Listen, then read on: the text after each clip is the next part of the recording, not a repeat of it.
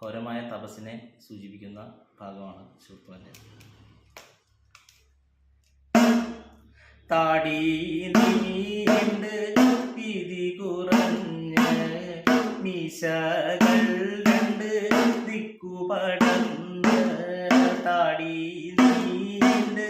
വീതി കുറഞ്ഞ് മീശകൾ രണ്ട് ദിക്കുപടർന്ന്, മീശകൾ രണ്ട്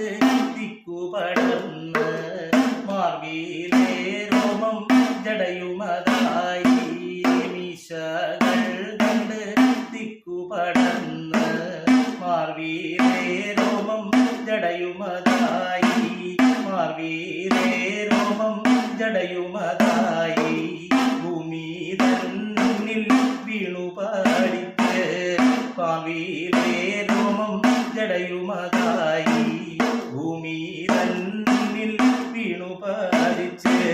ശൂർപ്പണഖന്റെ തലമുടി ജടയിൽ ചില ചില പക്ഷികൾ കൂടു ചമച്ച്, ശൂർപ്പണഖന്റെ തലമുടി ജടയിൽ ചില ചില പക്ഷികൾ കൂടു ചമച്ച്, കുത്തുകൾ മുളച്ചവനുകൾ മൂടി, ചുറ്റും പാമ്പുകൾ പാച്ചു തുടങ്ങി, കുത്തുകൾ മുളച്ചവനുകൾ മൂടി, ചുറ്റും പാമ്പുകൾ പാച്ചു തുടങ്ങി,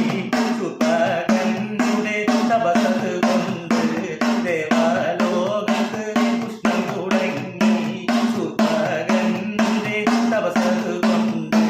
ദേവലോകത്ത് ഉഷ്ണം തുടങ്ങി. ദേവകളവർ എല്ലാരും കൂടി ശ്രീകൈലാസത്ത് ചെന്നുണർത്തിച്ച്,